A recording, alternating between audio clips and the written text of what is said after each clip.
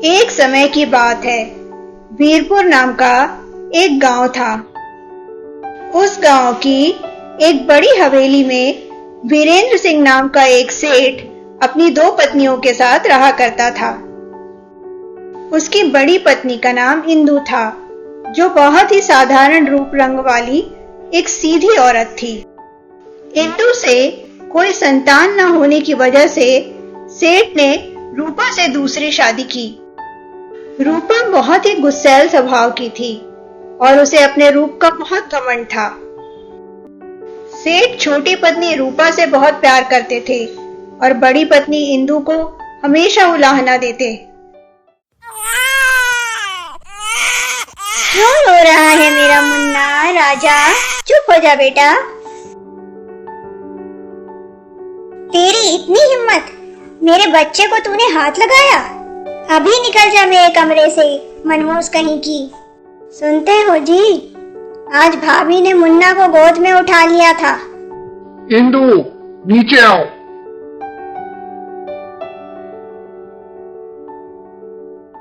जी कहिए। अगर आज के बाद तुम्हारा काला साया भी मुन्ना के आसपास पड़ा तो मैं तुम्हें घर से निकाल दूंगा।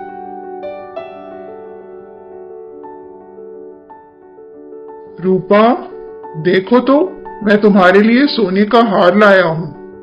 आप तो रहने दो जी, मुझे इस हार से मत बहलाओ। खुद तो 15 दिन के लिए बाहर जा रहे हूँ मुझे छोड़ के। अरे रूपा, अगर जरूरी काम ना होता तो मैं तुम्हें और मुन्ना को छोड़कर कभी बाहर ना जाता। चलो अब गुस्सा थूको, मैं जल्दी ही वापस आ जाऊंगा।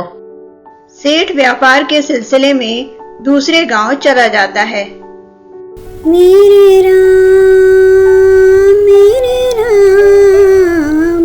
तेरा नाम एक साचा दूजा न को।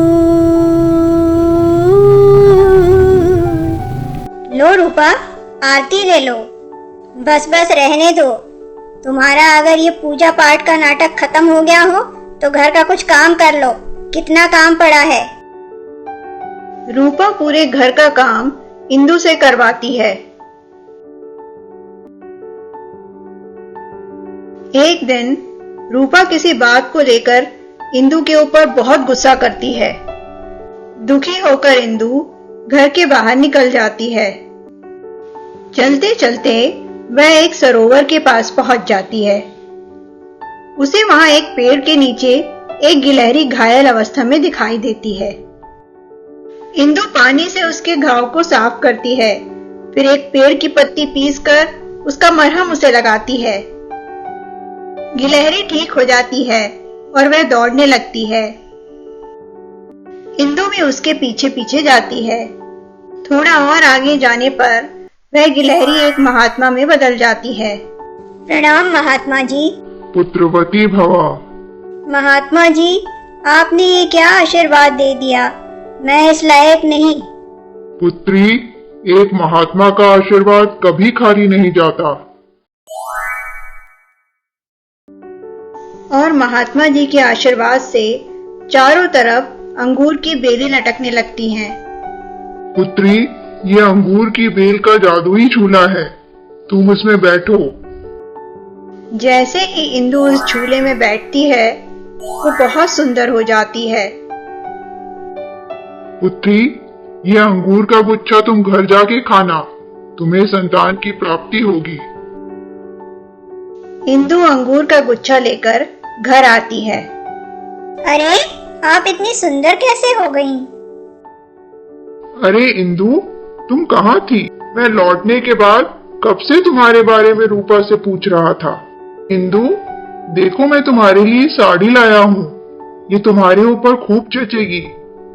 ये तो दीदी के पीछे लट्टू की तरह घूम रहे हैं।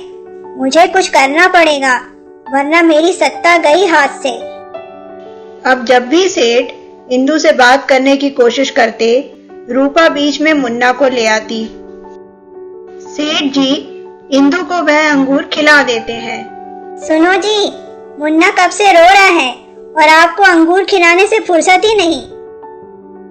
इस बात को 1 महीने हो जाते हैं और अंगूर खाने की वजह से इंदु गर्भवती हो जाती है। अब तो पानी मेरे सर के ऊपर से निकल गया है। मुझे दीदी से भी और सुंदर बन के आना पड़ेगा। रूपा भी जंगल की तरफ जाती है, पर वह घायल गिलहरी की मदद नहीं करती। रूपा भी गिलहरी के पीछे जाती है।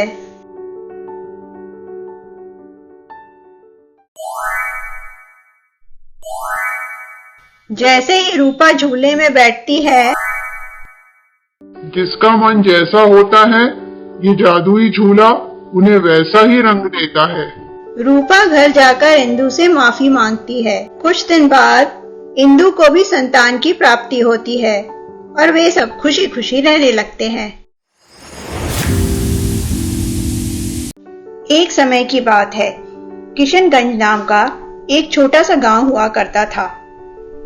उस गांव में विष्णु किसान अपने 2 बेटों बिरजू और हीरा के साथ रहा करता था। बड़े भाई बिरजू की पत्नी सावित्री थी, जो कोई भी काम नहीं किया करती थी।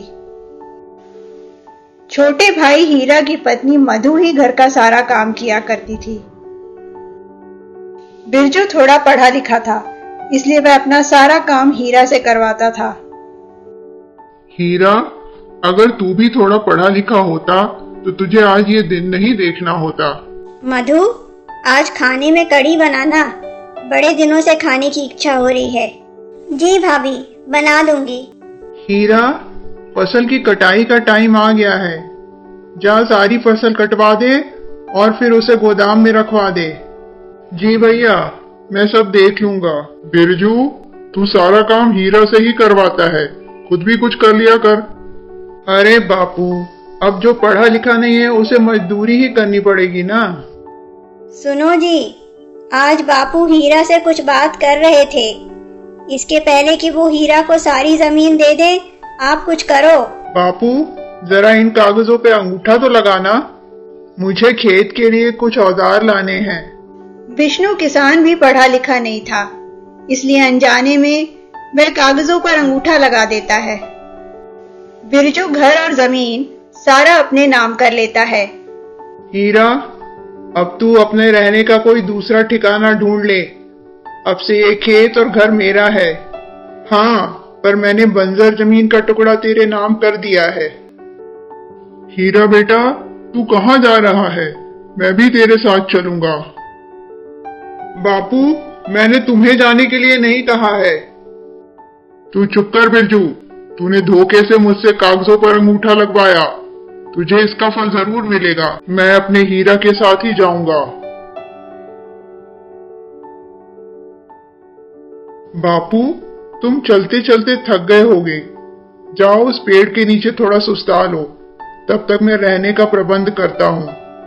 हीरा एक छोटी सी झोपड़ी में रहने की व्यवस्था करता है। हीरा, तू उस बंजर जमीन में क्या खेती करेगा बेटा? ये सब मेरी ही गलती है। बापू, तुम चिंता ना करो, मैं किसी और के खेत में काम कर लूंगा। बापू, ये लो थोड़ी खिचड़ी खा लो, तब तक मैं भी कहीं काम देख आती हूँ। मेरी बहू किसी और के यहाँ काम करे, ये मुझे बिल्कुल अच्छा नहीं लगेगा बेटा। बापू, जब हम दोनों काम करेंगे तभी तो ये घर चलेगा ना। हीरा अपनी बंजर जमीन को जोतने की खूब कोशिश करता है, लेकिन कोई फायदा नहीं होता। इधर मधु को गांव की एक सेठानी के घर में काम मिल जाता है। वह मधु से घर का सारा काम कराती थी, लेकिन इतनी कंजूस थी कि रोज की उसे सिर्फ 10 रुपए ही देती थी। उनकी स्थिति बहुत खराब हो गई थी। सिर्फ मधु के काम की वजह से वे रोटी और प्याज खाकर अपना दिन गुजार रहे थे। एक दिन हीरा काम ढूंढने के लिए दूसरे गांव जाता है। उधर बापू की तबीयत बहुत खराब हो जाती है। घर में एक ढेला नहीं था जिससे वह बापू का इलाज करा सके। उसकी समझ में आता है कि बापू ने 3-4 दिन से ढंग से खाना नहीं खाया है, इसलिए कमजोरी की वजह से उनकी तबीयत खराब हो गई। उस दिन बारिश बहुत जोरदार की हो रही होती है। मधु भीगते हुए अपनी सेठानी के यहाँ जाती है। सेठानी, थोड़े पैसे दे दो, मेरे बापू बहुत बीमार हैं। चल निकल यहाँ से, मेरे पास पैसों का झाड़ नहीं लगा। कल जब काम पे आएगी तब दूंगी। भाभी, हम बहुत मुसीबत में हैं। घर में खाने को कुछ नहीं है, बापू बीमार है, थोड़े पैसे दे दो। अब आई ना अकल ठिकाने पर, पैसे वैसे कुछ नहीं मिलेंगे। कल का बासी खाना पड़ा हुआ है, वही लेती जा। लो बापू, थोड़ा खाना खा लो, तुम ठीक हो जाओगे।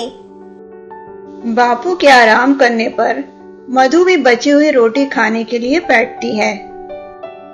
अभी वो खाने जा ही रही होती है, तभी एक आवाज आती है। अरे कोई है?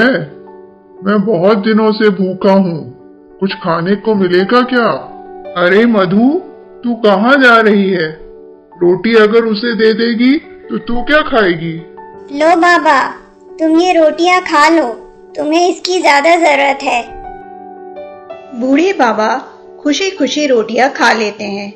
तूने मेरी आत्मा तृप्त कर दी बिटिया, भगवान तेरा भला करे। मुझे पता है तूने भी कुछ नहीं खाया है, इसलिए ये एक रोटी मैंने तेरे लिए छोड़ दी है। इतने में वहां एक गाय आ जाती है। मधु वह बची हुई एक रोटी गाय को खिला देती है। मेरा आशीर्वाद है बिटिया कि भगवान तुझे इतना धन देगा कि आज के बाद तेरे दरवाजे से कोई भी भूखा नहीं जाएगा।